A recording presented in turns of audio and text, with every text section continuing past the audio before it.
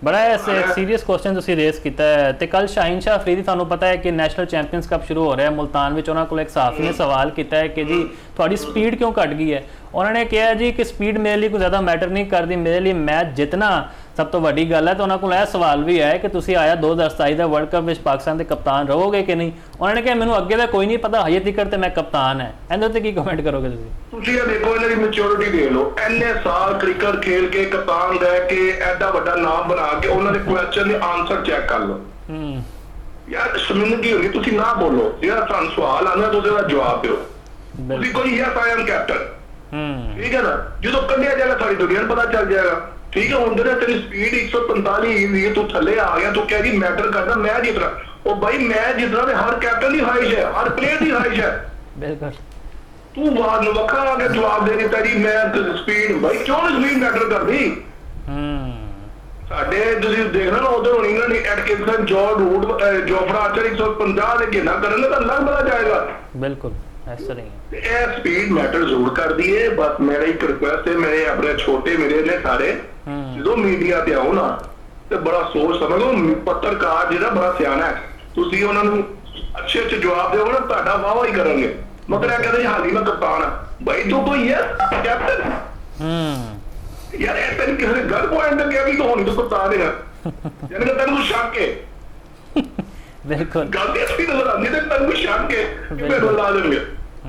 ਨਹੀਂ ਉਹ ਵੀ ਸਿਲੈਕਟਰਸ ਦਾ ਵੀ ਇਤਮਾਦ ਨਜ਼ਰ ਨਹੀਂ ਆਉਂਦਾ ਨਾ, ਉਹ ਵੀ ਘਬਰਾ ਜਾਂਦੇ। ਮਤਲਬ 5 ਸਾਲ ਹੋ ਗਏ ਸੀ ਕਪਤਾਨ ਬਦਲਦੇ ਰਹਿੰਦੇ, ਕਦੀ ਬਾਬਰ ਆ ਗਿਆ, ਕਦੀ ਸ਼ਾਹੀਨ ਆ ਗਿਆ, ਰਿਜ਼ਵਾਨ ਆ ਗਿਆ। ਫਿਰ ਖਿਲਾੜੀਆਂ ਦੇ ਜ਼ਿਹਨ 'ਚ ਵੀ ਹੁੰਦਾ ਹੋਣਾ ਯਾਰ ਪਤਾ ਨਹੀਂ ਅਗਲੀ ਸੀਰੀਜ਼ ਮੈਂ ਹੁਣ ਕਪਤਾਨ ਰਵਾਂਗਾ ਕਿ ਨਹੀਂ। ਯਾਰ ਦੇਖੋ ਇਹ ਗੱਲਾਂ ਨੂੰ ਤਾਂ ਤੁਸੀਂ ਕ੍ਰਿਕਟ ਪਰਫਾਰਮ ਕਰ ਸਕਦੇ ਹੋ, ਨਹੀਂ ਕਰ ਸਕਦੇ। ਠੀਕ ਹੈ ਨਾ। ਇੱਕ ਤੋਂ ਹੁੰਦਾ ਇੱਕ ਤਾਂ ਤੁਸੀਂ ਸਿਲੈਕਟਰ ਵੀ ਹੋ, ਤੁਸੀਂ ਕੋਚ ਵੀ ਹੋ। ਯਾਰ ਮੈਂ ਤੁਹਾਡੇ ਨਾਲ ਕਿਸ ਲੈਂਗੁਏਜ ਨਾਲ ਬਾਤ ਕਰਦਾ। ਅਗਰ ਮੈਂ ਤੁਹਾਡੀ ਕੋਚਿੰਗ ਨਹੀਂ, ਤੁਹਾਡੀ ਗੱਲ ਨਹੀਂ ਮੰਨਦਾ, ਤੁਹਾਡੇ ਕੋਚਿੰਗ ਦਾ ਫੇਲੀਅਰ ਹੈ। ਜੇ ਤੁਸੀਂ ਸਿਲੈਕਟਰ ਹੋ, ਟੀਮ ਸਿਲੈਕਟ ਕਰਕੇ ਵਿੱਚੇ ਨਾਲ ਤੁਸੀਂ ਉਹਦੇ ਤੋਂ ਕਿਸ ਨਾਲ ਕਾਮਯਾਬੀ ਹੋਏਗੀ। ਤੁਸੀਂ ਇਸ ਤਰ੍ਹਾਂ ਕਿਸੇ ਨੂੰ ਪਲੇਅਰ ਨਹੀਂ ਬਣਾ ਸਕਦੇ। Pressure double pressure dressing room ਵਿੱਚ ਸਿਲੈਕਟਰ ਵੀ ਮੈਂ ਕੋਚ ਵੀ। ਇਹ ਕੀ ਗੱਲ ਹੈ ਯਾਰ, ਕਦੀ ਜ਼ਿੰਦਗੀ ਤੇ ਮੈਂ ਨਹੀਂ ਕਦੇ ਦੇਖਿਆ ਜਿਹੜਾ ਪਾਕਿਸਤਾਨੀ ਚ ਕੰਮ ਹੋ ਰਿਹਾ। ਬਿਲਕੁਲ ਆਮਿਰ ਸਾਹਿਬ ਤੁਸੀਂ ਬੜੀ ਜ਼ਬਰਦਸਤ ਗੱਲ ਕੀਤੀ ਕਿ ਪਾਕਿਸਤਾਨ ਦਾ ਜਿਹੜਾ ਮਿਡਲ ਆਰਡਰ ਹੈ ਬੜਾ ਕੰਸਰਨ ਰਿਹਾ ਨਾ। ਰਿਜ਼ਵਾਨ ਉਸ ਤਰ੍ਹਾਂ ਪਰਫਾਰਮ ਕਰ ਸਕੇ ਨੇ ਵੈਸਟ ਇੰਡੀਜ਼ ਦੇ ਖਿਲਾਫ। ਸਲਮਾਨ ਅਲੀ ਆਗਾ ਜਿਨ੍ਹਾਂ ਨੂੰ ਅਸੀਂ ਮਹਾਤਮਾ ਕਹਿੰਦੇ ਆ, ਉਹ ਦੋਨੋਂ ਇਨਿੰਗਸ ਵਿੱਚ ਸਿਫਰ ਤੇ ਚੱਲਦੇ ਬਣੇ ਨੇ। ਤੇ ਮਾਫ ਕਰੋ ਮਹਾਤਮਾ ਕਿਉਂ ਕਹਿ ਦਿੱਤਾ ਜੇ, ਉਹਦੇ ਆਪਣੀ ਉਹਦੀ ਜਗ੍ਹਾ ਹੀ ਨਹੀਂ ਬਣਦੀ ਯਾਰ। ਉਹਦਾ T20 ਦੇ ਕਪਤਾਨ ਨੇ ਤੁਹਾਡੇ। ਉਹਨੂੰ ਪਤਾ ਕਪਤਾਨ ਹੈ, ਸ਼ਾਹੀਨ ਸ਼ਾਹ ਅਫਰੀਦੀ ਨੂੰ ਨਹੀਂ ਪਤਾ।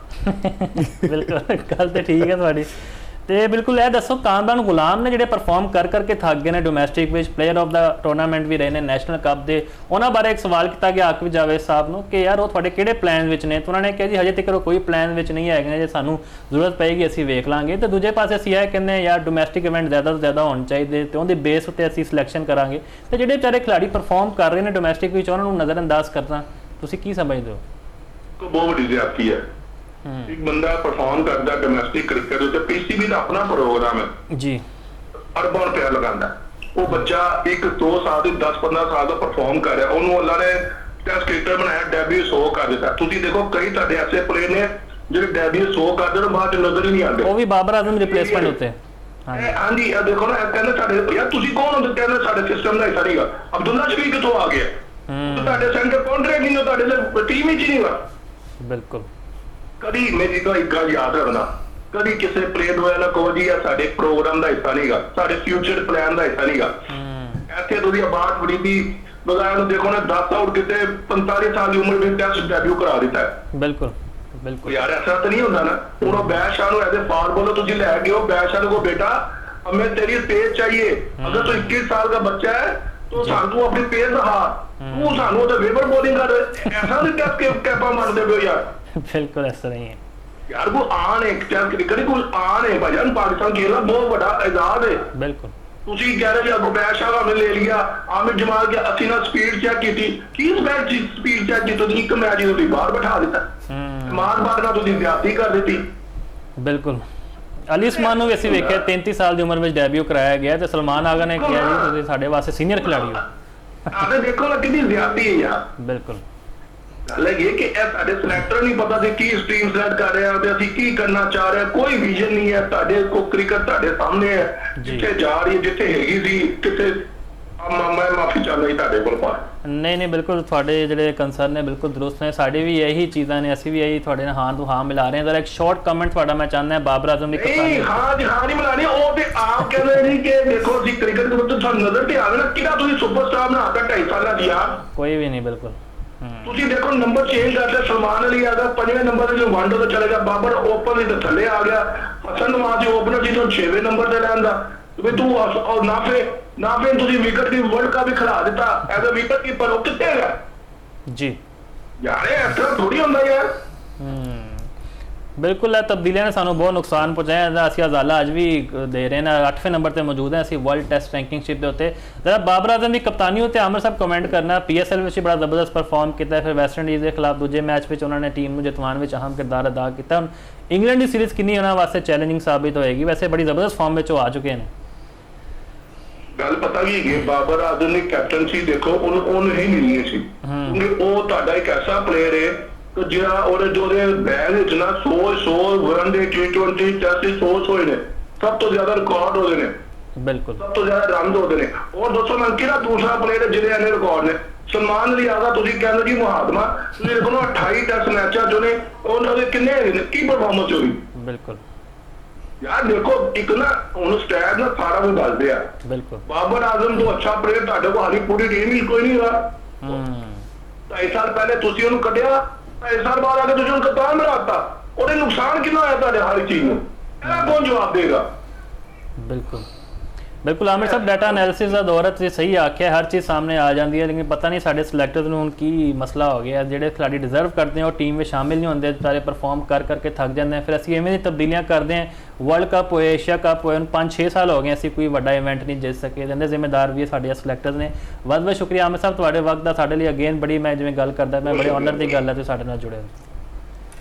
जाफर साहब तुसीं की कमेंट करोगे शाहीन शाह अफरीदी उत्ते उन्होंने गल की है कि यार स्पीड मेरे लिए कोई मैटर नहीं करती, असल चीज़ है कि मैं अपनी टीम को किस तरह मैच जितवाना है। लेकिन जे असी दूजे पासे कहने साडा एक प्रीमियम फास्ट बॉलर है जो नया बॉल बड़ा चंगा करता है, रोहित शर्मा होए, विराट कोहली होए, वो जो एक स्पार्क है वो क्यों घटता जा रहा है शाहीन अफरीदी तो? मुफाद साहब देखो यह तो बड़ा तशवीशनाक बयान है तुहाडे कप्तान वालों।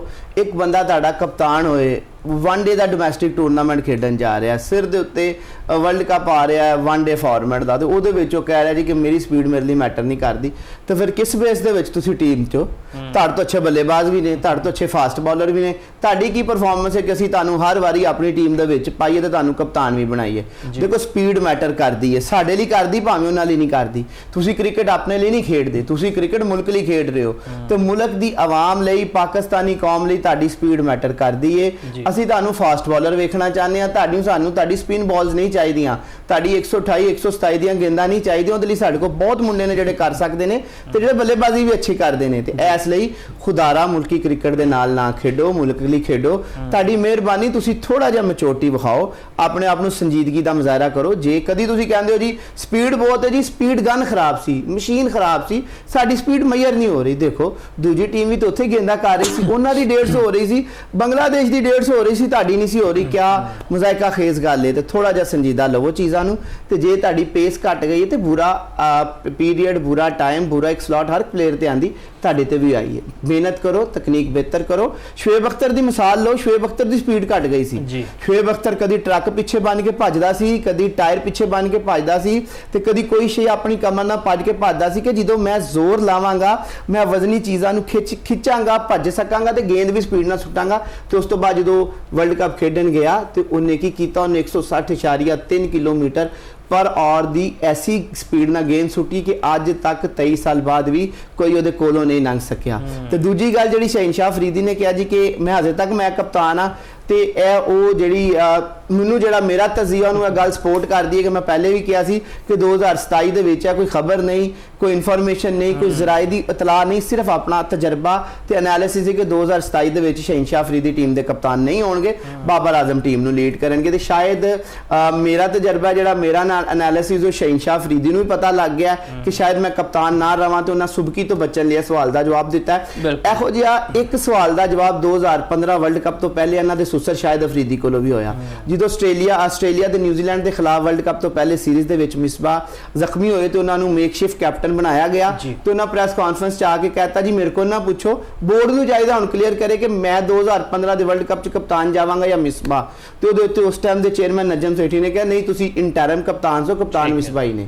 ਤੇ ਸ਼ਹਿਨਸ਼ਾਹ ਫਰੀਦੀ ਨੂੰ ਚਾਹੀਦਾ ਕਿ ਹਜੇ ਤੱਕ ਜਿੰਨ ਦੇਰ ਤੱਕ ਅਨਾਉਂਸ ਨਹੀਂ ਹੁੰਦਾ ਕਿ ਉਹ ਕਪਤਾਨ ਨਹੀਂ, ਉਹ ਆਪਣੇ ਆਪ ਨੂੰ ਕਪਤਾਨ ਸਮਝਣ, ਜ਼ਿੰਮੇਵਾਰੀ ਲੈਣ ਤੇ ਵਰਲਡ ਕੱਪ ਦੀ ਤਿਆਰੀ ਕਰਨ। ਜੇ ਜਦੋਂ ਹਟਾ ਦੇਣਗੇ ਤੇ ਫਿਰ ਚੰਨ ਚੜਿਆ ਸਾਰੀ ਦੁਨੀਆ ਵੇਖੇਗੀ ਤੇ ਅਸੀਂ ਵੀ ਵੇਖ ਲਾਂਗੇ।